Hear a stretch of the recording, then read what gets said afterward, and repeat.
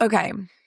If we could go back in time and we could get to Amanda right before Wes declared his love for her, declared whatever, what would you say to her? What advice would you give? I would just make sure she's really happy with being with hot dog water. Mm-hmm. Yeah. Do you like hot dogs, and are you okay with one flopping on top of you? Mm-hmm. Yeah. This is not fun. Summer should be fun. Amanda, not fun. Hello, everyone. This is But I'll Take a Pinot Grigio. This is reunion part 3 of Summer House, which we thought it was going to be the last. But no, Bravo was riding this Summer House train until the wheels come off. I mean, Bravo is all about it. They know they've got a little money maker on their hands right here with this Scamanda. That's right. Let's keep it going. I'm Sunday, the pop culture professor and now reunion expert. Me and Jeff did 3 on Vanderpump Rules. You and I have done 3 now. And now we have an extended bonus. The aftermath. The aftermath. And Emily and I are trying to sort the timeline out, which I'll let Emily introduce herself now. I'm Emily, Sunday's sidekick and friend for a long time, former New York resident, summer house share person, former fashion girl turned semi-socialite turned psychologist. Yes. Her intro gets longer and longer every week. I never can remember what to say. I should write it down one of these times. Yeah, that's what Jeff said. He's like, Sunny, just write it down. But mine gets shorter and shorter, so I don't have to write it down. But we were talking a little bit about time, okay? Because I'm wondering when this aftermath was filmed, because the reunion was filmed April 23rd. And we see that Miha makes reference to West texting her after the reunion. Right. So this little sit down had to have happened somewhere in May. That feels like probably. Yeah. I mean, maybe we'll find out next week when they air it, like more of. Yeah, it's just, they're really asking us to contend with a lot of timelines. The Summer House timeline, the In the City timeline, the before they were public, after they were public, the reunion. Now they have doubled back again. Yeah. And like the time and space continuum is really getting tangled. Well, and I mean, even, this is skipping to the end of this episode, but like Lindsay and Mia are like, we don't even feel like we understand. Right. Like we're not even more clear on the timeline now. Okay. I feel like Amanda and West have just been very, very shady. And well, I have some theories. Okay. My theory is they don't really like each other romantically. It would appear that way from their lack of on-screen chemistry in this reunion. I've never seen two people supposedly in love act less interested in each other. You mentioned that too, and started thinking, I'm like, okay, well, but now they are so deep. I mean, Dara and KJ are down there like all snuggety, like arms intertwined and legs and everything. And Carl and Lindsay had more they had more chemistry. Sparks, and they were sitting literally across the stage from each other. But I just think now that they have opened this can of worms, they have to eat the whole thing. They're going to look very foolish if they break up now or go their separate ways. So they have to. Oh, for sure. They got to ride it out for a while. I don't think they probably, were really good friends, maybe had a weird hookup, maybe rolled around for a little while, thought they were going to do a thing, and then they're like, oh, we're better friends. But now everybody knows, so that's it. We're locked in. So, I mean, here we go. I mean, I don't know. I will get into it. Let's talk a little bit about it. So, we were reminded that West and Sierra did ear stuff, which now it's graduated to spit stuff. All of those images on social media coming out about her spitting food into West's mouth and the Italian. Amanda, not Sierra. Yeah. And then Alpert. But just remember, Lindsay and Carl's very sweet. West was there for Amanda all summer. Sierra was famous now. Where was I, Amanda? And they're sort of setting the scene here that West is very dishonest about who he is as a person. Every person on that couch has made reference to him portraying himself one way or another. One way in front of the cameras, one way off. One way to women, one way to his friend. All of this. So he's a very duplicitous person as we are starting to come out. But he doesn't even defend himself about that. Like, I feel like if I were in his shoes and someone was trying to say, like, you're just not, you're not truthful about who you are and whatnot, I think I would try to say, no, I I am. This is who I am. He does not even, I don't think, like, he doesn't deny it. yeah, so I don't think that he's committed to denying. I think that he is who is. And now it's just everybody's in the same room together now talking about all the things that they know about him now. So now he can't really deflect because as we saw about the conversations between him and Mihai and the conversations between him and Amanda, he's telling Mihai one thing, as in, yeah, I love you. I'm your boyfriend. I'm not sleeping with anybody else. Meanwhile, sleeping with all kinds of folks. Meanwhile, telling Amanda that they aren't exclusive. Meanwhile, sending her flowers on Valentine's Day and taking her home to Bozeman to meet his dad. So he's got a lot of plates in the air here, and now they're all coming into the same room, and so he can't really keep his story straight. But Bailey does check in on Amanda when she comes in, and she says she's worried about her. And Amanda, there's these moments where there is a little sympathy from me because she's piled on, and she's like, God, I really hope I don't regret it. I'm feeling really stupid. Yeah, I bet you are. Yeah, because all of this to roll around with a sweaty hot dog. But like, I just feel like, honestly, I think Amanda would actually garner a lot more sympathy if she would have just opened up and been like, hey guys, we're not together. Like, it was a stupid mistake. I threw away friendships. I fucked up, like, splitting up amicably with my ex-husband. I, ruined my, like, potential business opportunities. Yeah. And you know what? It was a horrible decision because guess what? I mean, we all make horrible decisions at times in our lives. I mean, there are times where you are so emotionally distraught, overwhelmed, lost, whatever, that, any port in a storm kind of situation. Right. But just like own up to that. Stop doubling down on no, guys, we're really in love. As you sit there and don't even give each other eye contact. But the thing is, she's not even saying that. She's saying we're having conversations about possibly being in love at some point. We're thinking about talking about being somewhere in a relationship, and it's just so strange, and she's so disconnected. Either she's in some sort of dissociative state. Yeah, she's either having a psychotic break or she is so drugged out on this thing. Right. Because, and like the lack of emotion that she shows throughout this entire... And it's a 10-hour filming, they mention. And over 10 hours, we have seen... And Andy asks West about it, but not Amanda, right? Which is very strange because we've never seen West be very animated about anything. He doesn't really care about much of anything except going out and skiing. Yeah. But Amanda is a typically emotive person, and for her just to sit there, and I don't know, yes, it is reading, very like low energy, but it's also reading a little self-righteous, and it's reading a little petulant, and that is what's off-putting to everybody, I think, because Lindsay even says, hey man, can you make us feel okay about this? What can you say? Can you say it's worth it? Like, feeding them the lines, and still both of them just refuse to acquiesce to any prompting, even Andy's. And so Andy's like, okay, well, before we talk about now, we got to talk about how we get here. And everybody's like, oh, God, here we go, this shit. And this is the most words that Wes has said in order since we started about how he was really special to him to see her happy.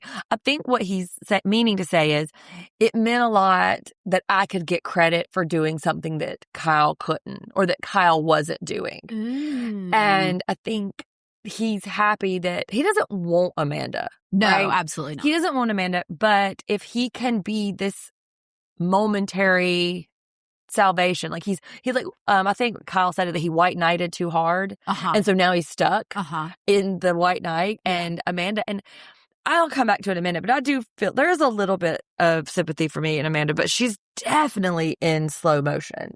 She is just like, I mean, I have said it for a long time. Amanda is a very pick-me kind of girl, and West is, we Googled this one time, like, what's the boy version of a pick-me? But he's just a pick-me boy, Yeah. And I think, unfortunately, they both got caught up in the like, oh, somebody's picking me.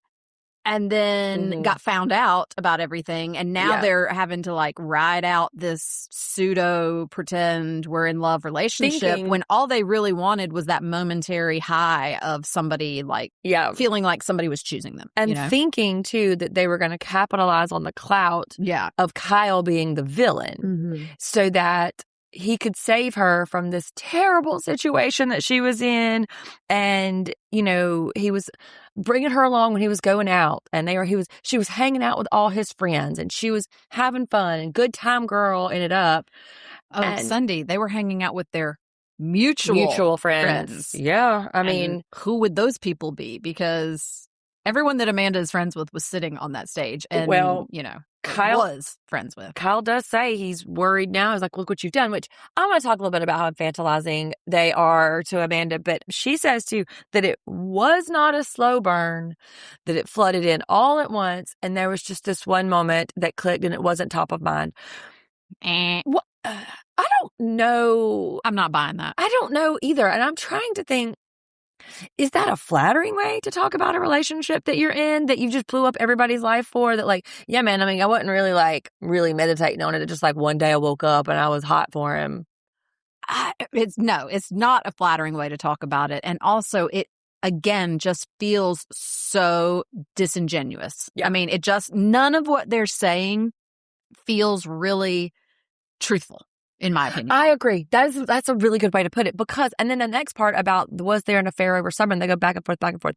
Now, they're trying to split hairs, and Sierra calls it West about him being a loophole kind of guy. Yes. So, which also he's very terrible at semantics, but they may not have been fucking. And Kyle, I noticed this too. Kyle is being very magnanimous about this. He's like, listen, I'm going to give you one more chance to come clean. And if you say it is, okay, I believe you. But they says, nothing happened. Nothing happened. They did not sleep together.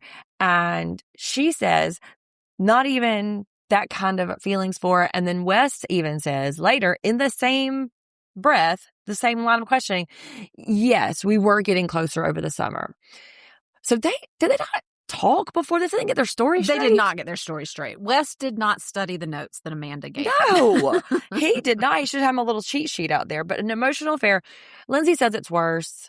I don't know about that. I mean, I don't know. There's a lot of opinions about people think an emotional affair is worse than a physical affair. I don't know. They're both pretty damaging to a particular pairing between Kyle and Amanda that was already really, really tentative. Yeah. So, I mean, then did you come out because you got caught? Right. Or was it because of the speculation or what? And yeah, it was because of the speculation. Yeah, I mean, Amanda says it right up. She's like, yeah, no, we were doing it. And all of this stuff about Miha, which I don't know why she's being so protective of Wes. Like, I think not that this is the right thing to do, but I think that she could have like thrown his body in front of her and so he could have caught all those strays. And she's like, listen, I didn't know any of this. Wes lied to me. He promised me all this stuff. He said he was going to be my boyfriend. He says we were going to be in love. Like, all of this is news to me. Like, fuck this dude.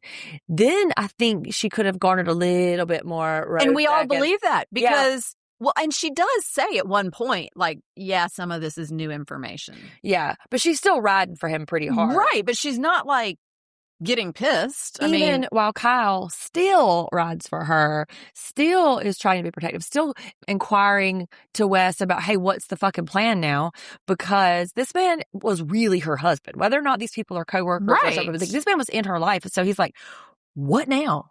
Like, and then there's all this business about Super Bowl, which I'm not going to get into it. You guys go Google it. Chicken Fry, Brianna, and Dave Portnoy entered the chat. But it just fucks up the timeline even more.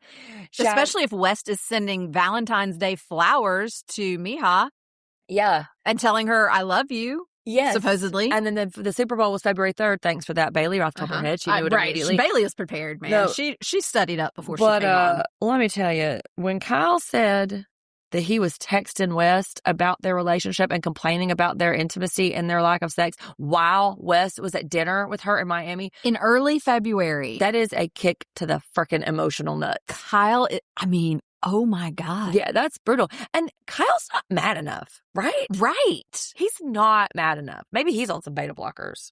Well, it kind of made me wonder, Is there a little skeleton in the closet there with Kyle with all of his DJ party makeout slut kind of thing? Well, he's feeling guilty because maybe he wasn't. I don't know if Kyle's a feeling guilty kind of guy, but I mean, he is makeout slutting his way through the Bravo cast. Like now it's Sally from Southern Charm. It was Megan King Edmonds. There's been a few others that he's been kind of like seen with. So, he's getting around. I don't know. I just feel like, I don't know. All the emotions of these cast members just seem really off to me from how they should be. What is wrong? Jesse, are you okay? Right. Somebody needs to go check on Jesse. Do you know my theory here? What? I think Jesse really was in love with Sierra. That whole thing about if we made out and I was just joking kind of thing. I think he really caught some feels. I thought you were going to say he was in love with West. Well, that's another possibility.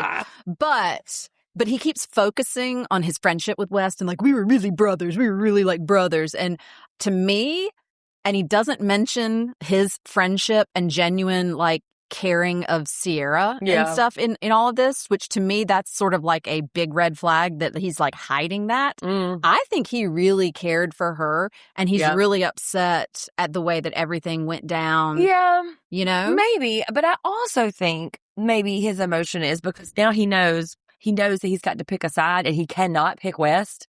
He's got to pick Sierra because he's going to be on the wrong side of history. And so now he's this dude, they were really good friends. And now it's damn it, dude, I can't even hang out with you now. You fucked it up. Now I got to side with Sierra, which, yeah, right. But you made it impossible for me to be seen with you. Right. And this conversation about whether or not they're fucking monogamous is wild work. All I have to say is, Amanda, I really hope that you are making him wrap it up. In fact, I would make him double wrap it, okay? Because West TD is passing on everything to you. Amanda, you were sleeping with him. You have now slept with the entire lower Manhattan population. Well, I don't know. I don't want to be falling back into some antiquated ideas about how many folks we slept with. But I really want. He is openly telling us on this show, right. But I don't want to. You were fucking multiple people. He's well, I mean, not a lot. That in itself is not the egregious crime. Not a lot. The crime is that I think he was leading women on to believe, and Amanda, was sort of sitting there silent while Wes kind of stumbles through this. He's no, we weren't monogamous at the time that we expressed our feelings, which to me, I hear still fucking around. But yes, since the statement, which I'll believe it when I see it. Right. And so Amanda's just sitting there looking like a clown. They should have brought out a red nose and a curly wig. This woman is looking crazy. They playing in her face, sitting right next to her, in front of her ex-best friend, in front of her ex-husband, just making her look the fool. Well, I mean, she came out here with that weird half ponytail bun thing, so she already looked like a fool. I don't mind it. No, still can't stand it. And this is where this whole business where Kyle kind of switches into protective. And yes, he is so much older than her. They did start dating when she was very young. And so I think they formed a pattern in which Kyle was always really deferring to him and protect. He would blow up and be really mad for whatever reasons and then feel super guilty in that way because he was mad at her and always tried to protect her. Never ever put any kind of blame on her for anything in a lot of ways, right? Yeah. But what is your plan for Amanda? She's not an invalid. Yeah, I know. She's not a child. What, Amanda, what is your plan? It's she was like a kid sitting at the grown-up table while they were sitting around talking about what she did at school that day when she got in trouble. Yeah. Do you know what I mean? Yeah. And it's Amanda, is this your life? They're all sitting around talking about what your life looks like, what it did look like, what it will look like. Do you not have any feelings about it? And if she said one more time, well, those are some things I'm going to have to consider. I'm going to have to do a lot of thinking. Girl, you knew you had to come on this show. Right. You haven't been thinking and talking about these things before now? Because none of these are new groundbreaking statements that any of your former friends are saying. Some of the things that they've admitted kind of out of the side of their mouth have been pretty right. But what surprising. What the friend group is saying to her and asking of her and West, none of that is coming out of left field. None of those are surprise curveballs that Oh my God, we have never discussed that. We've Yeah. never thought about it. I mean, he says himself he's not worth it. He's like, no, she needs to run. But also, you really bring up an interesting point, though, about the way that, like, Kyle and West are talking about Amanda. And this is truly a pattern in her entire life. Makes me kind of wonder a little bit about, like, how she was raised and, like, all that. Because think about even just to the cuts that they did of, like, the conversations with Sierra over the summer. All right, so yes, Sierra, I see you, and I see you think you're being like a good friend with this whole, like, you know, scene where she's like, you tell me you're out, I will call the moving company, I will be there, I will do this for you, kind of thing. I totally understand that. And I will even say, I think probably on last week's or whatever week that came out, you know, like on our podcast, I probably was like, hell yeah, that's, you know, because that's the kind of friend that you and I see the could be subtext too. now. But now it's really highlighting a pattern here of nobody thinks Amanda is capable of doing anything. I think including Amanda. Well, for to manage her own life. Yeah, Like, I mean, I don't think anyone thinks Amanda is truly capable. Well, yeah, and they cripple her with their protection and like buffering her. I think she likes it, though. I think so too, and I think that you've said this too about how she sort of morphs into whatever person she's with. Like she's hanging out with West's friends now. She's dressing like him. She's wearing these dumb Adam Sandler outfits and all of that, and it's because she doesn't have enough sense of self to do anything. Like, if this hadn't happened, who knows? She probably would have kept Kyle on the hook forever. He probably would have been taking care of her forever while she, you know, lived alone on this apartment, and he probably was paying her bills and changing her light bulbs and coming taking the dogs for a walk and shit. Yeah. Now she's West's problem now, though, right? Well, yeah, and I mean, you know, he either has to marry her or get her pregnant. The driest cough I have ever heard in my life. Andy's like, the reader from blah, blah, blah, or viewer from blah, blah, blah says that, you know, you either got to marry her or get her pregnant now. And I mean, the lack of spit in his throat immediately. Oh, yeah. Like, oh my God. These scenes, though, where like they're flashing back to everybody being so protective of everybody, is so embarrassing right now for everybody. It's so humiliating for everyone who has ever said a nice word to her. So embarrassing for Amanda, for her to receive that kind of affection. Like, girl, you are not. And then she does get a chance to say something, right? Like, she's like, I know, I did a really shitty thing. And this is a very, very important distinction. Sierra says, you are still doing a really shitty thing. Just the way you are sitting in this reunion, your countenance in this space is a shitty way to be. You didn't even have the courtesy to experience it firsthand. You had to dope up. Like, you couldn't give us the courtesy to let you feel us. The only people who should be medicated is us, Emily, watching this shit. Okay. Right. She robbed everybody on that stage of being able for her to show up and be authentic in her experience. And I think that was a chicken shit move.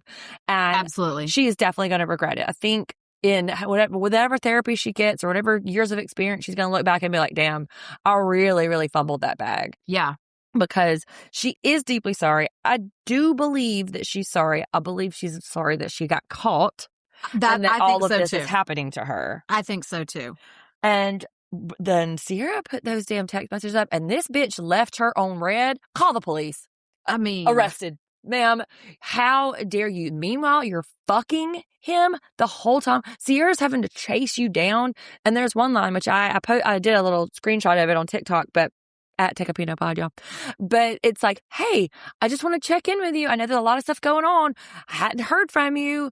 The one right before that was like, you looked so pretty on the red carpet. Yeah. This is like a cruelty. It's cruelty. Well, it's just it is. It's definitely cruelty. I don't disagree. Like, it's very indicative, I think, of Amanda and her, I don't know. It's like she's got like low self-esteem, but then also like this, I'm better than anyone else. Yeah. So how do you reconcile that it's like she is cosplaying sorry. She's pantomiming regret. And it's like she's almost, and maybe it's because she's so medicated.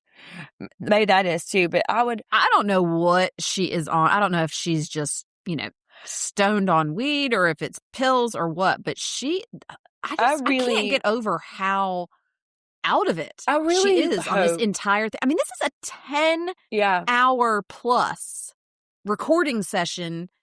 I just still can't No, get past I know. I really her hope not Andy emoting. like does a one-on-one. Lots of times Andy will do like come back and have a one-on-one in which we do get to see her show up as her real self, because That would be nice to see. we saw Whoever that. right. Well, we saw how many You might have to know who you are to show up as yourself, though, Sunday. Fair enough. You know? But we saw whoever she wanted us to think she was for 15 episodes. So I would like to talk to that Amanda and ask that Amanda, hey, man. We saw what's whoever up? she wanted us to think she was for 10 seasons. Yeah, fair enough. And like going back sometimes to see these early days whenever she was Kyle's like sneaky, like he would call her and be like for a booty call at like 2 a.m. and she would show up at the summer house at 2 a.m. and roll around with him. And then like the next day she'd be mad they didn't want to be his girlfriend, her girlfriend. Like, Amanda, if he does it with you, he's going to do it to you. Yeah, true. And that's advice for Kyle and for West there. Yep. But Sierra's very upset. And then we talked about this when we went to the trailer where he's doing this to spite me. I don't think he thought about her enough to spite her. I said this when we talked about it last time. Hey, this man doesn't think about anybody. Doesn't think about anybody. He wants to go out and to the bars in West Village. I mean, I do think there was a point. Well, because remember, he even made that statement. I think it was last year's reunion where he was like talking about how, well, yeah, of course you're going to have some like, you know, resentment towards somebody that you're getting all this negative feedback because of them. Conveniently, it's a black woman too, right? Yeah, like she's catching the most of it there. Okay, sir. Like that's a real hard take, but whatever. You know, so maybe there was a little bit of, I don't know about him trying to do it to spite her. Yeah. I think he does have some resentment towards Sierra maybe, but I don't think that this Amanda like situation was born out of him trying to be spiteful to Sierra. I agree with you. I think he just doesn't give a shit. And she says that she didn't think it through. She didn't think it through at all, and they didn't. I think that was something. I mean, that much is very obvious to everyone. And you know, again, Jesse Fallen slapped the fuck apart, and Amanda is like, "Listen, I'm really gonna have to just spend some time thinking about me." No, girl, you don't spend too much time thinking about you. You need to think about everybody else.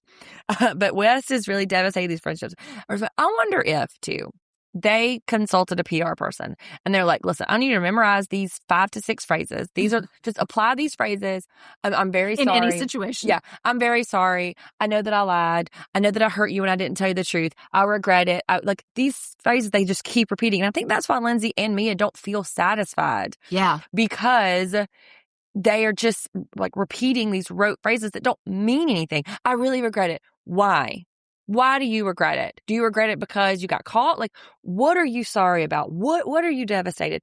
And Jesse, also they really don't answer all of they are not clear about the timeline at all. No, it's so ambiguous still. Somebody out here on TikTok warriors, get to work. Somebody is going to give us a whole thing and put it all together, especially after next week. It's going to come out and they're going to have to either come clean or stay the fuck in Italy forever because they'll never be able to show their face in America again. Like somebody is going How did they not know coming into this reunion, hey, we need to like figure out what is believable based on like what shit we did. Yeah, I mean, get a dry erase board. Yeah, like here's the timeline. Let's work it out so we can clearly state to everyone, this is what happened on this date. This is what happened here, you know, whatever. They were just so ambiguous, I feel like, still about everything. You know, funny enough, Jesse is the most articulate one about his feelings. He says that the reason that he's losing his mind, he's like a puddle on the floor, is because he feels like he's losing a brother. And that this friendship that they had all cultivated is now completely falling apart. And I think that is a really succinct way to put it. Later on, whenever Andy asks Wes point blank, are y'all in love? Again, we're not using the word love. We're having conversations about it. And Lindsay's like, what? You're having conversations about saying it? No. We're having conversations about the seriousness of it. West, are you committed? I'm committed to making an effort. Ouch. Oh. Ow. And Lindsay is just dying to take her. She cannot keep her mouth quiet. Andy shushes her, tells her to hold on a few minutes. Kyle even gives her a pat, pat, pat, like, yeah, down, girl. Like, Yeah. her neck is red. Like, her Botox is straightening to keep her face on straight. Like, she is chomping at the bit. How about my love of my life, Carl, though, coming out and saying, you still want to be with him, Amanda? That's crazy. Yes. I wrote this. Amanda's still on board. response? Okay. Yeah. I mean, I don't she Okay. does. I don't she does. Okay. Maybe just go ahead and say, you're right, Carl. That is crazy. Like, I made a bad mistake. Whatever. I mean, listen. I tell you, I think now Sierra is never going to forgive her, but No. I think so many of these cast members, if Amanda had just come out there and been like, I mean, I know I said this already, but if she had just come out there and been like, guys, I was having a psychotic break and I made a terrible decision. I bet too. Whatever. Like, I think so many people and all of America. I mean, at least, I would say at least 50% of America would be like, all right, girl, I'll give you a second chance, Because there are still some Amanda defenders out there. Yeah. Like, but I bet you that, like, when the reunion broke and she went back to she got undressed, put her regular clothes on, got in the limo to go home, and probably about an hour later, once she got her mind right, she's like, damn it, why didn't I say this? Well, I mean, I should have said this. Shit, why didn't I say this once she got back on her right mind? Because there were so many ways she could have dug herself out of this. Now, could she have dug herself? I think you're giving Amanda a lot more credit than she deserves. I mean, I think she got in, the Suburban to take her home and lit another joint and has been baked ever since. I think that she's more manipulative than folks are giving her credit for, especially as they infantilize her and treat her like, oh, I'm just a baby. Yeah. And I think that she is much more calculated than anybody can give her credit for, because otherwise she would be able to pull off this whole fucking scam, going here and there, filming the fucking city, sitting across from Wes and Sierra last week, joking and yucking it up. Meanwhile, they're having a full-on emotional affair. Whether they fucked or not yet, we don't know. Because Kyle was like, you'll never be able to prove it. Like, that's just not something that we need to spend time on because that's just so nebulous. Like, we've got to let that go. The emotional affair? Yeah, absolutely. It definitely is. And, again, like, what was the plan here, dude? No what plan. Did you think No was plan whatsoever.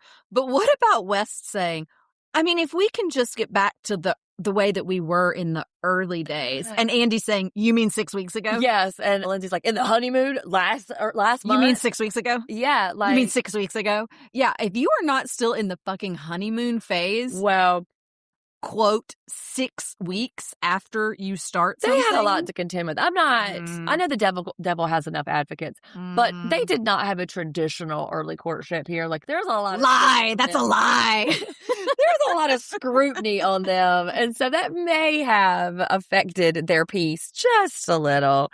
But what about this right here, Emily? Like, I teared up. Kyle going the over, long hug. Yes, to Amanda. So he's not at this point. I don't think he's there to comfort her because she don't need comforting. He needs comfort. Dysregulated. He needs her to give him some comfort. He's like, they're out here just reducing our whole relationship 10 years to all bad, and he is so emotional and just so broken, and it makes me heartbroken because, as Jeff will tell you, I will apologize for a toxic man with my last breath in my body. Okay, Sunday, I've known you since we were 15 years old. I know that. I mean, so if y'all listen to Vanderpump Rules, Jeff is like, Sunday, enough. Jax is a sociopath and is greasy, and please stop saying how handsome he is, and I can't help it. And also, referring to one of our posts that is still getting traction, Kyle is mid. He is a mediocre white man. But let me clarify. Kyle's skincare and looks are on point. Yeah. Okay, his work is good. His work is good. Kyle, when you come out with your skincare line at Ulta or Sephora, I will be first in line to go buy it. I did order some Loverboy too, though. I ordered us some Loverboy. Nice. Yes, good. it'll be here. It takes a while to ship, though. Whatever he is doing with his face, like, is looking good. His body looks like he is a good looking, attractive. I mean, he is not even that much younger than us. He's like 3 years younger than us, and he could get it. Well, I don't know about that, but Emily, come on, you're not gonna kick him out of bed. Come on. He's pretty mediocre. Like, so that leads me to believe that I don't know. Lala, maybe you think he would want to be a pleaser? Well, Lala from the Valley, speaking of, heard that he puts it down. Oh. And she even volunteered to roll around with him a little bit if he needs some comfort. So, Well, Kyle, Lala, give us a call and let us know the dates. I would like to know firsthand. Kyle has an endless amount of options. Not firsthand. I would like to know someone's firsthand account. You're making it even weirder. You want to know someone's firsthand that got it, that Carl. No. Yeah, just take it all back. Take it all back. She can't get out of it. Rewind. She's making it worse. All right. Anyway, but back to the post. I'm sorry. Kyle is a mediocre white man as far as his personality and entire demeanor and performance in life. Agreed. Looks wise, real good. He's which you know is oftentimes the problem with a lot of handsome white men in America, right? That they are too good looking for our own good, and so it lulls us into this state of, oh, well, how handsome he is, let's go on a date, and then they wound up like ruining our life and making us feel bad about ourselves. I don't know if he's too handsome for his own good. No, he's too handsome for our own good. He's not that 6 foot whatever dude that you used to date that was toxic as hell but was very attractive. He was way too handsome for my own good. Like that was ruining. Who did you used to compare him to? Johnny Bravo. Yeah, he did. Yeah, he was looking. Very certainly handsome. Hope he is not listening to this because this will make his day, and I'll probably get a phone call next week and be like, hey girl, hey, so if you think it's you, it's not. But I also really love when they break the fourth wall a little bit and like go beyond talking about their friendships and about how this particular thing is affecting their livelihoods and their careers and stuff. It's not only that it's a breakup, that so like sponsorships and absolutely what the fuck is in the city next season going to look like, or in Summer House. Like it's really a scramble. And you think Sierra's going to say yes to being on a show that Amanda and Wes is on? Absolutely not. So if they pick Sierra, then they're going to have to dub Amanda and Wes. It's a real Sophie's choice for the viewers here. Okay, but West, there is an Ozarks spinoff. That's yes, that is scuttle of that. I want to see it. I want to see how this publicity plays out. Like I don't know if it's in production I feel like yet. that was like confirmed by Bravo that right. I don't know they've if it's greenlighted it. Production yet though, and so the worse the press gets for him, the less likely. I don't know that's going to be. I don't know. I don't know if Bravo can give a man a show who is just openly admitted womanizing 3 or 4. Like I don't know what the optics are there. So we'll see. I probably would watch it just to see. You would. I won't. Yeah, but could Wes carry a show? Absolutely not. Yeah, so I don't know. He doesn't have the kind of charisma to do so. So I assumed it was like another Summer House group situation. Right. But so maybe they found some people with better personalities. Maybe, but if he's the anchor, I just don't know if he has the riz to anchor a show around. Just like because like Kyle and Carl were the anchors of Summer House, right? Like they were just sort of our entry points. Just like Lindsay and Kyle are the anchors to In the City here. So I'm just not sure Wes has the chops for it, but we'll see. Kyle is still on this amicable breakup tip, but he doesn't want anyone to choose sides. He doesn't want his friends to choose sides. He doesn't want the viewers to choose sides. He's just such a good heart. Emily. Okay. But do you think Sierra's going to move on now? Andy asks that.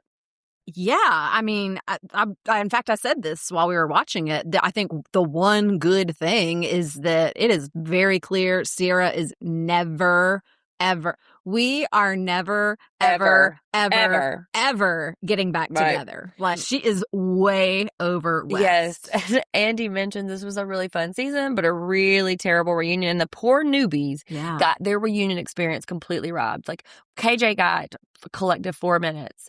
Bailey, very, very few attention paid to her. Levi, she was like a mist she didn't that even floated make the in group photo and floated out like imaginary friend. So he's wrapping up. They toast with their little cookies, and then bonus episode. And we see 3 packages here. One with Amanda and Lindsay, one with West and Kyle, and one with Miha and Sierra. So apparently they have joined forces and are, I don't know, I don't really need to see them exact any sort of like revenge or be bitter about it. Like you're just too good spending any more time on this man. Right. Just yeah. But if they want to give them a show and we can watch her make horsehair ties and watch Sierra do red carpets, I'd watch that. The horsehair ties are still very strange. I know. It's just, not everything is for everyone. It feels like it'd be so itchy. It just feels weird. I have a lot of sensory issues. Yeah. You know, I just like I'd walk around with an itchy, rashy red neck. Well, I mean, it bothers me when like I have a hair that falls out that I can't like find, you know, like where you can just feel that one single and hair. I believe it's so I can't imagine like a bunch of them. It's like real right horse there. hair too, I believe. It's not like synthetic. Yeah, West made sure to let us know. Yeah, that but also too, how are you sourcing that? right? Are these dead horses? Are you plucking hairs from them? I know. What's happening there? Yeah. Did you have to cut horse hair? Did you have to like cut their I don't to think trim it? so. Okay. All right. This is a different podcast, Yeah. as Jeff would say. Okay. But I do find it interesting, and I want to hear more about West calling Mija saying, "You win," after the reunion. Yeah. What is that a reference to?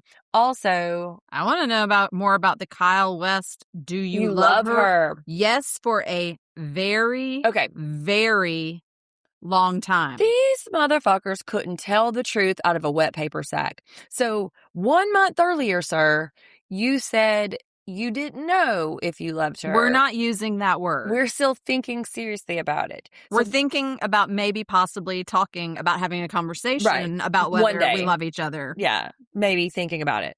Ugh. But so now, These because maybe they hired trash people, I swear. maybe they hired a more adept PR person that gave them the advice, lean harder into it. And so now that's that.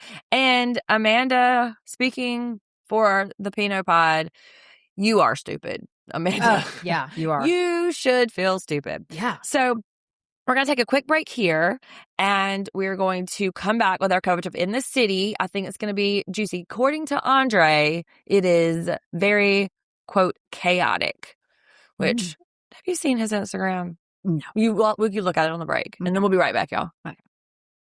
Okay, we're back with our coverage of Episode 1, Season 4 of In the Minds of the Worst Men You've Ever Met.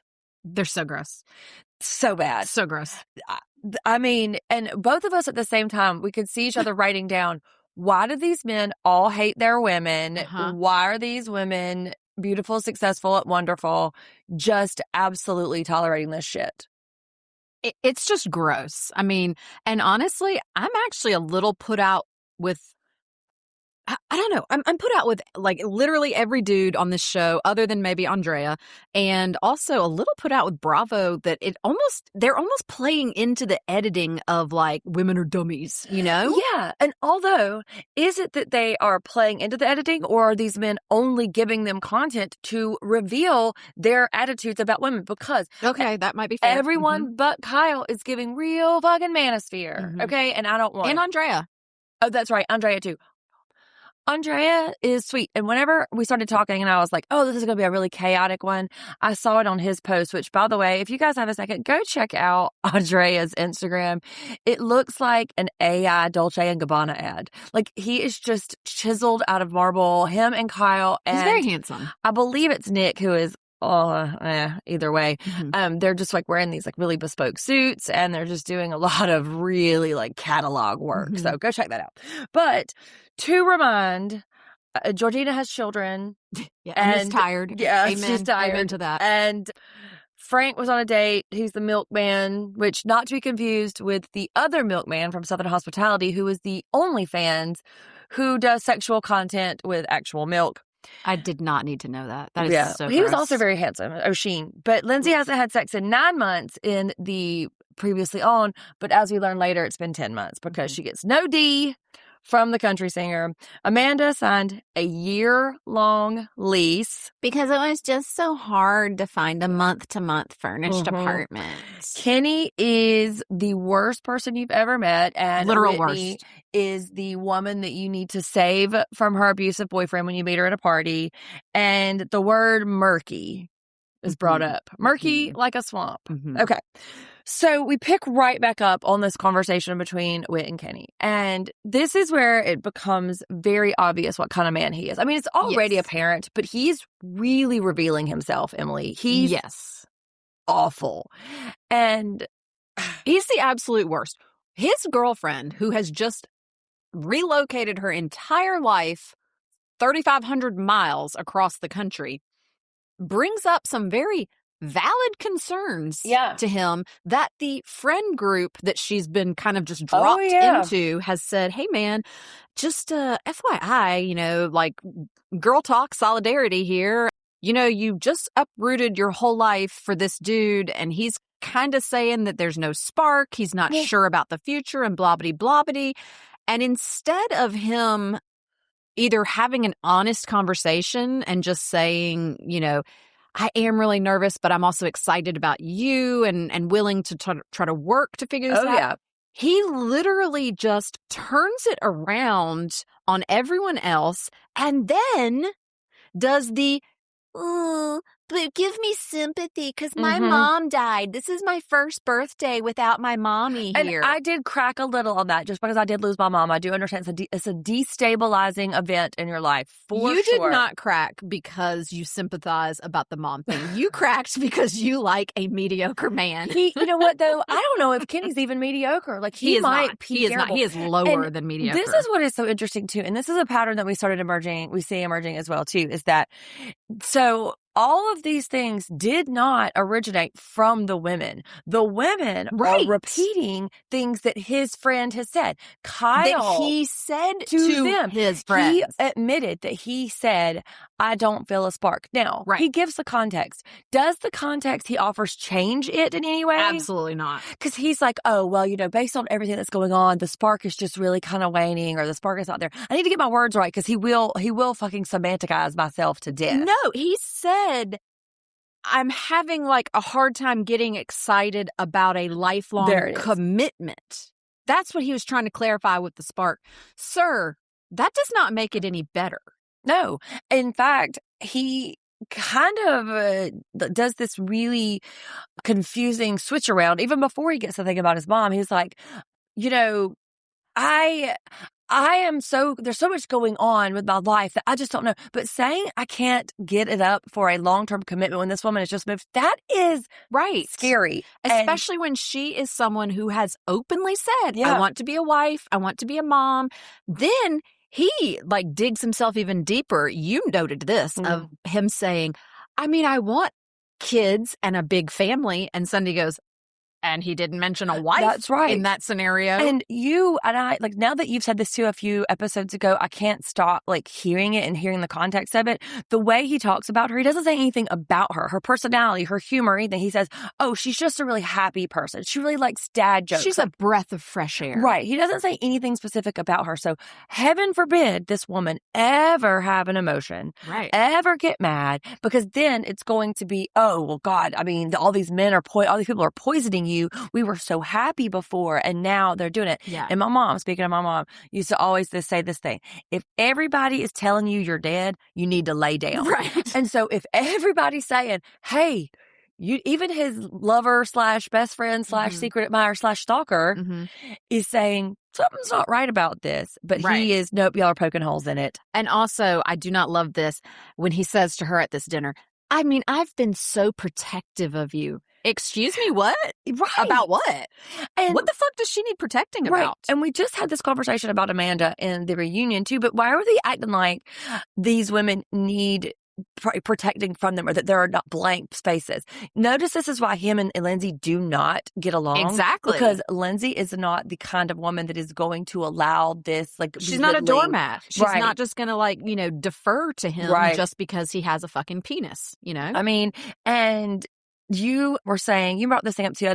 Sometimes it's confusing to talk about social media, but this thing about how she is really gung-ho for a wedding, but he is breadcrumbing and kind of. Yeah, this was an interesting thing that I saw. Yeah. I can't even remember, somewhere on Instagram, I think. I'll try to go back and find it because I think I saved it. But basically, someone was kind of analyzing some of, their social media and things that have been out there where even since she was on The Bachelor, years ago, Whitney has been very open. I want to get married. I want to have kids. I want to be a wife. I want to be a mom. As one does when they're going on The Bachelor. Right, exactly. And he has been sort of the opposite of that, but then has dropped several posts since he and Whitney have been together where they were at a wedding one time and he posted a picture and was like, oh, this wedding makes me feel like maybe I want a wedding one day too, kind of thing. He just says the kind of right thing just enough to give her hope that they are on the same page and they're going towards the same thing. So insidious. But he does not. I do not think he wants the same thing as her. No, because he doesn't want to lose her, but he doesn't want to give her what she wants. Right. And that is one of the highest crimes. My friend Tabitha just sent me a meme. Hello, Tabitha. Just sent me a meme about beware of a man who doesn't want to lose you, but also doesn't want to do the work that it is to keep you. Exactly. And that's what's happening. And this woman is young now. Exactly. But he's going to keep her on the hook but for another guess 10 what? fucking years. In another blink of an eye, she's going to be in Yvonne's shoes, Yes. who is 39 and having a conversation with her husband where he says, I don't know if the timing's right to have kids yet. Sir? That's right. Time's up. 39, time is up. Time's up. That's the thing. Her biological clock is not ticking. It is like going off like blaring alarm noises. And he's going to kick the can down the road long enough to just wait the clock out. And so then it's going to be this whole thing where they're having to do IVF and they're having to do, you know, infertility treatments, all this stuff because he's waited till she's 40 fucking 5. Right. And he's like, what? Well, I wanted a family all along. And that is diabolical. It and is. Like the pattern that I'm seeing like emerge too, where and he was like, you know, well, you always said that I would be like a good mom. And he's like, well, you're the one who wanted to be a mom. No, sir. You got her on this train by promising her one thing and now you're not delivering it. And so is Kenny. Yep. And you know, funny enough, Amanda is kind of also doing that with this, we're going to separate but still keep dating. I'm very hopeful that it's going to be. That is also very cruel. That is an actually very like good, that's a good perspective. I hadn't thought about it like that, but you're right. That's exactly what she's doing. She's doing the same thing. Yeah. And like we get the scene too, and we go and they're packing up while Kyle's on a walk with the dogs. Her and Lindsay are packing up their house. Also, too, Lindsay shows up to Amanda and Kyle's apartment, thinking she's going to pack a bag. With Gemma, thinking she's helping pack some clothes for Amanda's little month-long, walkabout at her Airbnb that she's going to go move into. No, ma'am. And Amanda drops this bombshell that, so that kind of fell through, but I did find this other apartment that's a year lease. And so FYI, we're packing up half of the shit in this apartment. Yeah. And she's being a little like mildly spiteful about it. Like, oh, he can order from Amazon if he wants. And first off, I'm so glad that Lindsay put Gemma in a box because that apartment was disgusting. Not I can't believe safe. she put her baby down anywhere in there. Well, remember she put her in a box at first. I know. Well, there was much has been made about Kyle talking about how messy his Amanda is. He wasn't wrong. And and so that is very, very disconcerting. I think it's a little window into her psyche. But Lindsay's struggling to process. And if this third party person is struggling, imagine how Kyle is feeling that he sends her out into the city to find a month-to-month Airbnb furniture. She comes back with a year-long unfinished, I'm taking half the shit. With an amazing outdoor space. Girl, come on. You ain't fooling nobody. And there was like a 4x2 little balcony. And then I had to pick my jaw up off the floor because I assumed when Lindsay and then Katie showed up to help pack up half of the apartment that Kyle obviously was out of town. I figured he was on a DJ gig. No, Sunday, he was just out fucking walking the dog. Amanda does take care to assure Lindsay that he's not surprised by it because both her and Katie are kind of like, like Kyle just showed back up. So awkward. But this is where Lindsay starts talking about her Dustin Lynch. And we won't talk too much about him because, as we find out later, I don't even think she got the D from Dustin Lynch. From according to what she said. But he is a country singer, fairly successful. Emily's not into it. I'm okay. The backwards hat was not doing it for me. But his whole vibe didn't do it for me. But maybe if Lindsay likes him, maybe it was the accent too, though. I don't know. But then this is where we go back to the Yvonne. We already touched on it a little bit too. But this is where I wrote he hates her. And I think around this time that you were writing the similar thing, she says something about wanting a baby. He does the West cough in which he's like choking on it. And, let these women go. Women, dump them. I understand that it's hard to find a suitable mate in a town where everybody is just like looking to like get to the next one or whatever. But girl, this man, you can always tell how a man feels about his wife when they think it's funny to embarrass her or think it's funny to laugh at her. Yeah. And he does that and, he corrects her or something and kind of laughs. That is a really red flag. You don't want to embarrass your partner. And I got my eye on you, Nick. You seem pretty milquetoast, but I got mine because Kenny is outright with his terribleness, right? True. Like, he's not hiding anything. He's not cosplaying as a good guy, a high value guy like Kenny is, and I want to punch him. Yeah. Yeah. Danielle and Owen, he's weird, right? Like, he's a weirdo. Yeah, but she might be growing on me a little bit. I don't know. That whole thing about maybe it's the Irish accent. I do love that. Yeah, see, I got the Nashville accent. You went for the Irish accent. But talking about, what a neat freak he is, and he's making the bed while she's selling it because she ought to be up. What?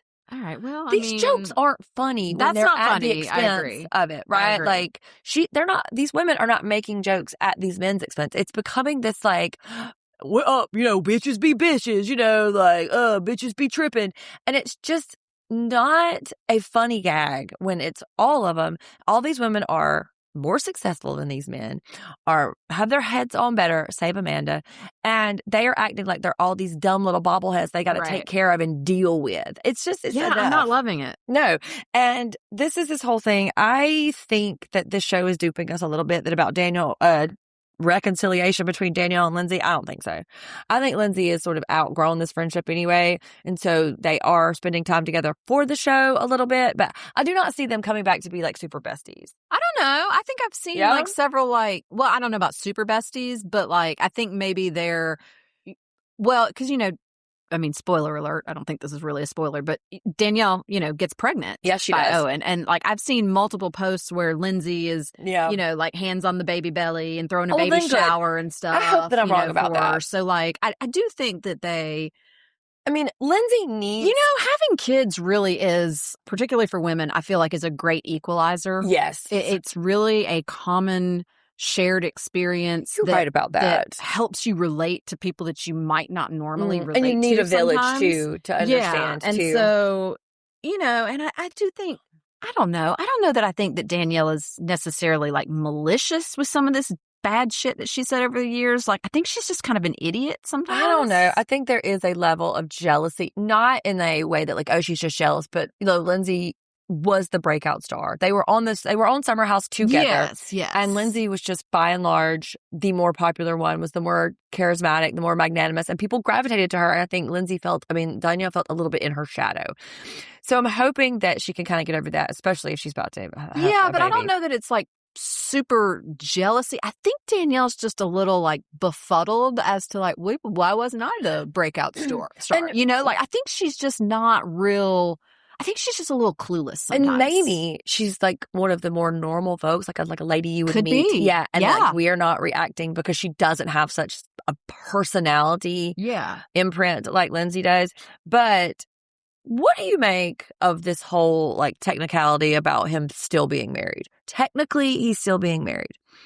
Do you think it is big of a deal as like, I guess Amanda is going to try to make it, or the show is trying to make it? Like the word homewrecker was thrown around quite a bit. Yeah, I don't love that. He that's a assignation that it's given to women mostly. Yeah, and it's very hard to really say because no one really understands a marriage or a relationship other than the two people who are That's in a it. really good point. No matter how much, we might share with our friends or how much, a reality TV couple might have shared with the world or whatever, only the two people living it really understand the details. So that's a really good point too, because you and I both know, having been through marriages and divorces before. Sometimes it is not. A divorce can take years because, especially if you got a lot of money, right? Yeah. Or if you have kids, if you have money, if you have property, anything that you can fight about, basically. So, I do not love it, but I'm not willing to say, oh, I definitely don't find Danielle to be a homewrecker. No, it took me a really long time to get divorced. I think that's terrible. It was 3 years, and it was like almost. I'm 3 not years willing to throw like Owen, totally away, like say that he's just awful because this relationship started before he was technically divorced. I just think he's a weirdo, and I don't know. Maybe it's cultural, or maybe we just don't know him well enough. But I'm putting a pin in my like assessment. Yeah, of I think him. it's too early to make a true judgment on That's a him. really good point you make about how we don't really know a marriage, because we thought we knew Kyle and Amanda because we spent Right. 10 seasons with them, and we're like, oh, we completely understand.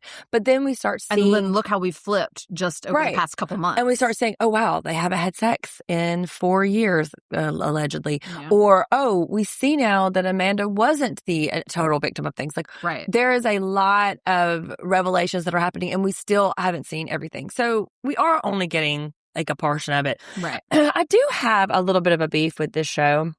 And I think it's this because it's the first season. It doesn't spend enough time in the scenes with each of them. It goes I agree. very quickly from one to the next to the next to the next. I mean, I'm to the looking at my next. notes and it's like so-and-so, Yeah. so, you know, whereas like on Summer House, I'll have, you know, half a page of notes Yeah. about this whole scene, you know, conversation or something. This is like people. Like it's just And maybe all over the place. It's a function of them really wanting us to get to know everybody because there's so many people and they have a lot of ground to cover as we get to know them. But I find it like for instance, a little bit when they do that rooftop scene when they're all together. Yeah. Like that was so quick. I felt like It was we could have chaotic. Yes, and we could have spent many, many more minutes unraveling the conversation between Kenny and Andrea. And because Andrea, it seems like he went from 0 to hot very quickly, and then he just storms off, and then we leave. We don't then see a talk about it after. But No, I have dated an Italian man before, and he Yeah. did go from 0 to hot very quickly. Yes. So that is that Italian blood a little well, he's a bit. typically pretty calm dude, I think, and people mostly said Yeah, that. I too. think they made even those Yeah. comments about that. But I don't blame him. I would have gone to 0 to hot with Yeah. Kenny in this douchebag moment too. Because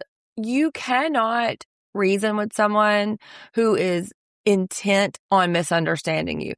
Like Kenny Exactly. did not want to understand what Andrea was saying. He I called wanted this to at be the mad. very You beginning. certainly did. I called this at the very beginning of this And I was like, whole I don't know, situation. man. And I said, he is going to, I knew it from the conversation he had with Whitney out at dinner where she said, oh, you know, Andrea says that you called our future murky. Murky. I never used the word murky. Yeah. Sir, you are throwing the baby out with the bathwater. Right. You are grasping onto this one word that you did not specifically say Yeah. that word, but your description of the future was And very unclear, unsure, which AKA murky. right. And Andrea said that. He said that was my word that I used. I to was describe what you had said. I was interpreting. And he even said, hey, if that doesn't feel right, that's my mistake. I was just using that word as a way to talk about and it. Kenny will not drop it. he wouldn't He drop just it. keeps, what, murky? I never said murky. I never said murky. Shut the fuck You up. know what he I meant. hate him so I do too. much. I hate him I want so to put my much. foot right up And his ass. I'm going to talk about this more in a minute, but I just wonder what he thought how he was gonna come across on this show. Like, I think he is very frustrated that it is not.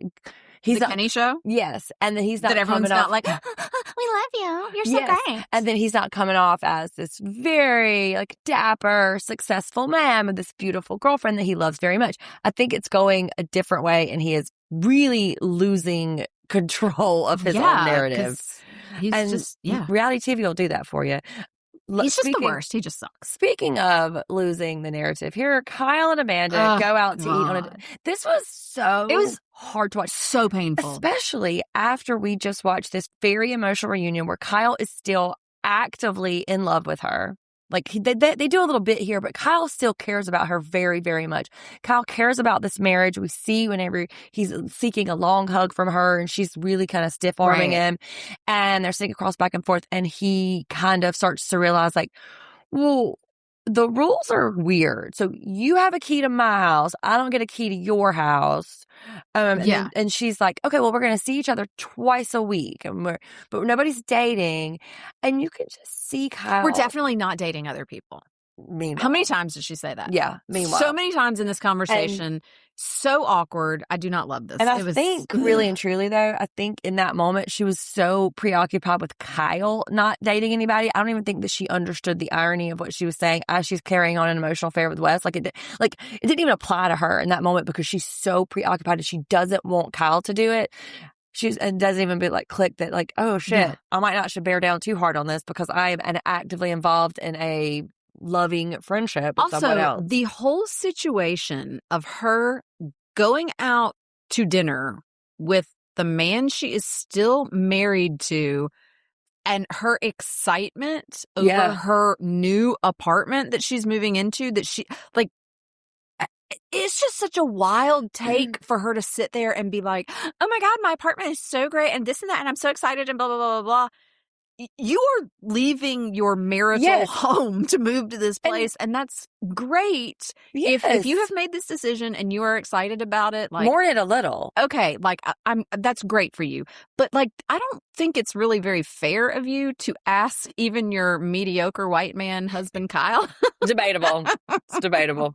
I'm just teasing. Well, sort of. But I don't think it's very fair to ask him to share that excitement with you. And then out of one side of the neck, be super giddy about it. Yeah. And really want him to share with that. Then the other side, oh no, we're definitely going to reconnect. I still love you. This is going to be so good for us. I'm so afraid of losing you. I'm definitely not wearing my wedding ring. Right. But I don't want to lose you. But I want it to work. You.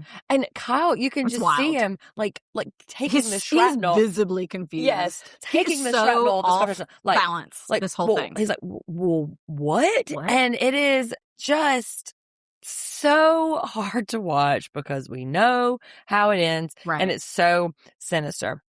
We've already talked a little bit about this group hang that they're doing, but wait, Sunday, why wasn't Whitney there? I really was about to say, I do not consent to watch this woman do gluten-free content. An infomercial about gluten-free bakery? I don't consent. How about Kenny showing up and saying Whitney's not here because she had an event tonight?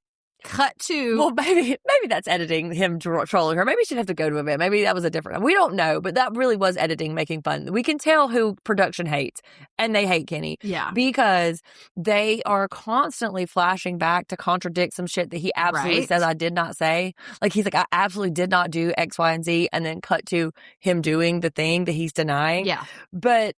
yeah, fuck that guy. Yeah, we did learn they met on Raya. They've only been together for a year, and that he is very, very uncomfortable with her having any sort of opinion, and it must be everyone else influencing her. Right. Because she's coming in really hot based on what y'all are doing. If y'all could just stop putting ideas in her dumb little lady brain, that would be great. Yes. Everybody. Yes. Okay? Exactly. And I have to say, in this whole little, like, rooftop scene with, like, the group and whatever, I actually started to feel like, oh, okay, maybe I like Lexi because... a little bit, yeah. I know we kind of have mocked her a little bit because she does seem like she struggles with the English language, little, you know, whatever. But, like, she really was, I think, in her own way, she was standing up for Whitney. You know? I mean, she was... and Andrea. She was good for her. Yes, also that too.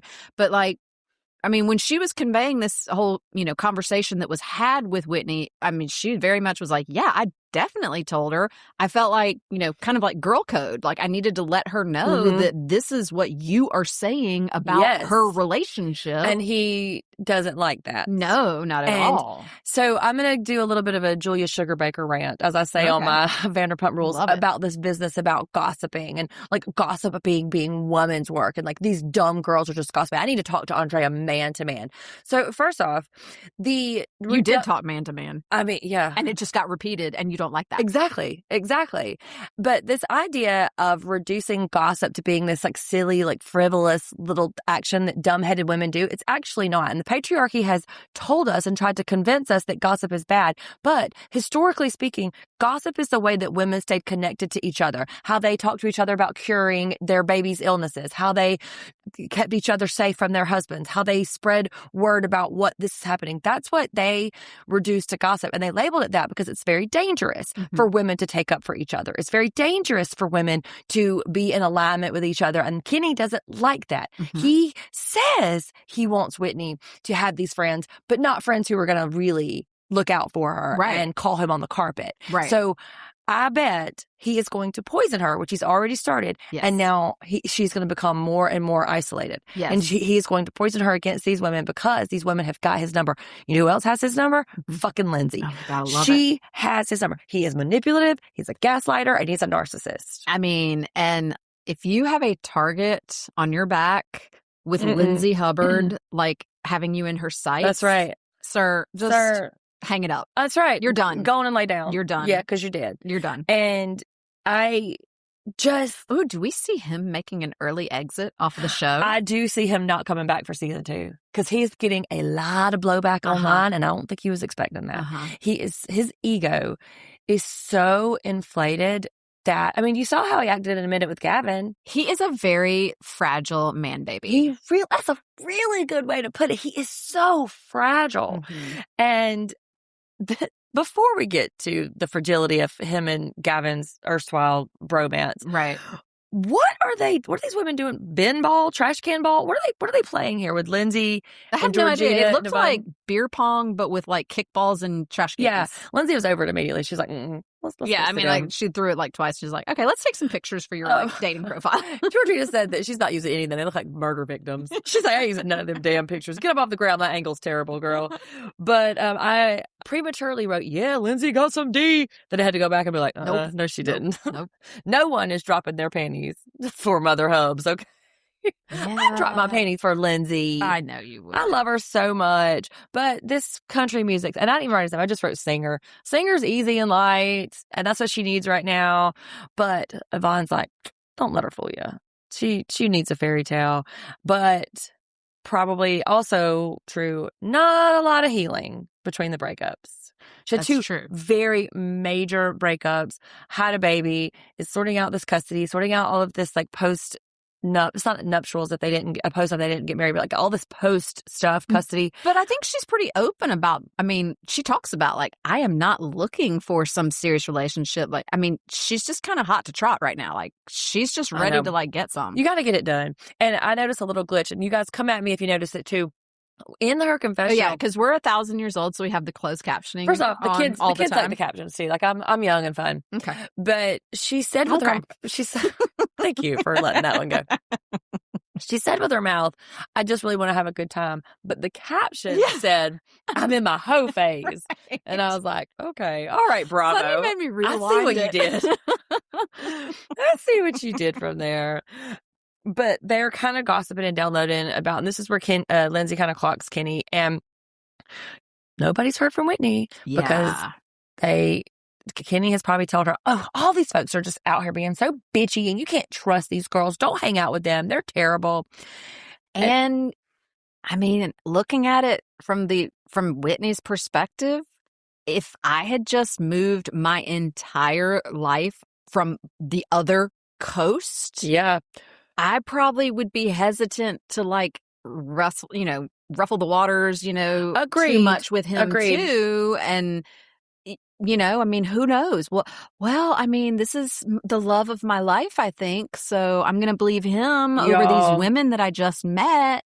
This is given real season 4 Jax and Brittany on Vanderpump Rules, where, his Kentucky muffin moved out there and she's got a real stand by my man vibe. That's what Whitney's given too. She's like, well, They didn't understand. They took it out of context when they're at that meeting with Gavin, Gavin is real hard out emoji for Kenny. Okay. They're in love. Well, for sure. Gavin's in love with Gavin is Kenny. Definitely secretly in love with Kenny. Or maybe not secretly. Maybe they're like on the down low together. Who knows? He's not beating the allegations when he says shit like, I'm the Kenny relationship expert. I know what he really is like. I'm like, okay. Why? Because y'all were in one? Yeah. And also showing up in your confessional wearing the same baseball cap that Kenny had on at this. At least like conspiracy. Mostly likely it's they're pimping a bar that they're trying to go to. Like that's probably like they probably invested together. I think most likely Whitney was like out of town for the night. Gavin spent the night, rolled out of bed. The first thing he saw was that baseball cap. Allegedly. It's Rocco Sports Bar, so if anybody wants to look it up. I'm just saying. But Gavin, to his credit, does not really pull a lot of the punches here. He was like, something's happening. When you say you don't have a spark, he's like, this murky business, okay, questionable. But when he's saying there's no spark, that he's feeling insecure about his relationship, and I just wrote Gavin wishes, but that... And he calls him out too for using the words perfect. Oh, everything is so perfect. Our relationship is so perfect. He's like, well, isn't that boring? Whitney immediately gets offensive. Well, maybe it is to you. Like, no, he didn't mean it when he said that. Girl, this man is telling you and showing you who he is Mhm. and you are not on board. Everybody else is telling you. Even his best friend is saying, Right. red flag, red flag. Also, I do not, once again, Kenny sucks. He He's really just is really the terrible. worst. But I really take issue with the way that he describes the incident the night before or whatever. Everyone was just attacking me. No, sir. No, I'm so tired of defending this relationship. No, sir. No, nobody was attacking you. You brought up, no one even brought up what happened. You brought the whole conversation around to that. And then refused. You refused to have an actual conversation to the point where Andrea was like, you're a fucking wall. I'm not talking to a wall. Yeah. And I totally understand that. And sweet Andrea had to like take a break. He's like, his Italian was about to show. Yeah. But he does feel attacked. And another sort of like major. Kenny's a fucking baby. I don't like him. Exactly. And he's also a victim, right? Everything is always happening to him. He doesn't understand. And also he does this thing, which I had an old husband who did this, where he stays very calm. He doesn't raise his voice. He doesn't shout or yell or get mad, and then says all of these things that are very provocative and very, very inflammatory. And then it's like, you're the only one yelling. Right. I don't understand why you're getting so upset. So that is actually a really interesting point. Did I send you something about this on Instagram? I think so. There was something interesting about, so last week's episode when they had the friend brunch and he immediately attacks Lindsay's friends by calling them minions. Yeah. And they all start to kind of like try to like defend themselves a little, because that's very offensive to all of them and to Lindsay. And he immediately turns it on Lindsay. Are you on glue? Are you on glue? Yeah. No, you're the one who made the offensive comment. Right. She's defending herself and her friends, and you flip it around on her. Bitches be tripping. To try to make her look like she's the crazy one when she takes offense at a very offensive thing that you said. Right. And then when you react in kind, when she reacted in kind, then you're volatile. Right. You're unstable. Right. What are you doing? Nobody's yelling. Nobody's getting mad. Like, what is this drama you're doing when you're the fucking sniper from the side here, sir? And that's one of the most misogynistic, terrorizing things that men do. Yes, it is. Because they capitalize on this idea that and not all men, of course, but it's always a man. Yeah. First off, we're not a not all men podcast. I do not support that sentiment because I've literally never met a man. No, I just really wanted to make sure that I wasn't saying that every single man on planet does this. I'm just saying, well, there are a lot of men who do it. Maybe it's not all men, but it's always a man. Anyway, I am curious to think what he thought he was walking into, like what his expectation is. And now that he's with the sitting at show home, in general, so he's sitting at home and he's looking, at all of our social media, and he's listening to podcasts where he is just the unilateral victim. Is he like, damn, that is not going how I thought it was going to go? And will reunion behavior be different, or is he going to double down? Are we going to get a reunion for this show? I bet, for sure. We didn't get one for Ladies of London. Right, but there wasn't so much embedded, established tension and conflict, right? Like there absolutely has to be a reunion because we're going to have to talk to Amanda and Kyle. Oh, true. Right? Yeah. Because like they're sitting at home having been separated this whole time. Right. Watching it. So, I would like to see what summer 2026 Kyle feels like watching that conversation between him and Amanda over smash burgers. Ooh, right? Because we also, too, we have to pick our Bridge and Tunnel and our big golden apple.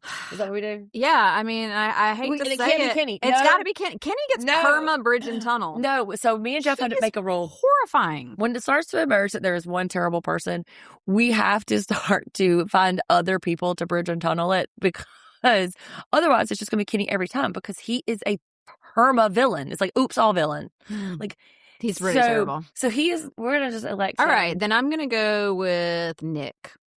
Okay. That's my Bridge and Tunnel. Okay. Mm-hmm. Right? That's Yvonne's husband's name? Yes. Furniture guy? Yeah, his wannabe Aiden. Mm-hmm. Yeah, exactly. From Sex and the City. Except Sundy's like, oh, he's like Aiden. And I go, oh, except Aiden designed and That's made right. his own furniture. This guy's just restoring. And I say just restoring. Yeah. Restoring is a very important thing. I'm glad somebody is like, say, because especially I have a mid-century modern house and I love a mid-century modern style. And that's sort of his like niche that he was very self-important about all the TV shows and movies that he has to God. sign NDAs to. So like, please Give me don't a be break. gross. Can you help it? Can you help not being a fucking grosser? But not only was that a little bit gross, but just the grossness of him, you know, being so like literally choking on his sandwich when his 39-year-old wife says, hey man, you know, I just got laid off from my job unexpectedly. Maybe now is our time to have a baby. And he's like, oh, 39. Oh, timing. Ooh, yeah. Oh, I don't know if the timing's 39. Right. Really? Yeah. She doesn't have a job after, you know, however many years that she said of being a like marketing manager or whatever and having it sounded like a very nonstop kind of people calling her all the time. She literally has this just random gift of a break in her career timeline that makes it he is a great timing, and you're going to act like you're all surprised. You want to have a baby? Isn't this also the couple where she left to go to California and it took him 3 days to realize that she was gone? Oh, I think you're right. Wow. Yeah, maybe don't have a baby with him. No, but as you so eloquently put it, you need to get divorced right this second, right now, and find a new partner immediately and then get pregnant immediately and do that. I mean, of course, you know, which is very unfair. I know it is. It's very misogynistic situation for this man to be like, oh, you know what, the timing's not right for a 39-year-old woman who has expressed all along that she wants a baby. And I'm not saying every woman has to have a baby. I'm not saying that you have to be young to have a baby, but she's expressed, I want a baby and I want it now. And the fact that he is making her wait is really, really sexist and really manipulative. All right, who's your bridge and tunnel? Amanda. Oh, yeah. Or we may have to put Amanda in the camp. Is she not a perma villain? That's what I'm saying. We may have to put her in the... I'll let you have it this week. Yeah. But okay. But second up is Dustin Lynch for not just dicking Lindsay down. Just put one on her, man. Just like throw her one. She needs it. Yeah. She was primed and ready. She was flipping her hair. She had several drinks. Like, also... Don't tell her when she says, maybe you should fly me in your plane sometime. Don't tell her you've done that with other girls and it's a really good date. Dude, act like, I'd love to take you up and fly you in my plane. So who is our big golden apple then? Oh, I'm going to go with Lexi. Yeah. Yeah, I liked her standing up for her husband and also standing up for Whitney and trying to be like, hey, I feel like, listen, this girl's about to get screwed over and I needed to, you know, girl code. A little bit of speech therapy. She'll be on her way. Okay, so I also said this. I sometimes have a hard time because of a little bit of anxiety that I have. I sometimes have a hard time with pulling out the words. Also, because of my line of work, I have had to be learn to be a little more specific about my language sometimes. And measured too. I think and so sometimes it does seem like it takes me a little longer to speak, you know, to really make sure that I'm pulling out that I'm accurately reflecting my thoughts of what I'm trying to say. Well, also too, I keep forgetting to check, but I really hope that English is her first language and I'm not being just a fucking xenophobic asshole. So I should probably double check before I make that joke again. Because otherwise you're going to be the bridge and tunnel. Yeah, exactly. The bridge and tunnel of my own show. The big golden apple, I believe, is going to be Georgina. We didn't get a whole lot of her. She was my second runner-up, and I have to say, I just love her. And this is what, maybe there's too many people on this show. Yeah. Because we're in episode 4. We haven't really gotten any information about Georgina's life. We know she's silly. We know it's hectic. She's got a good a good attitude about things. She drops a few lines every episode where I'm like, wait, I feel like I could really be her friend. Yes, and I want to know more about her. But and so whatever the editing is doing, it's giving us this very narrow, just like Owen. Yes. Right? I'm like, oh, is Owen quirky and cool or is he like mean and weird? I can't tell.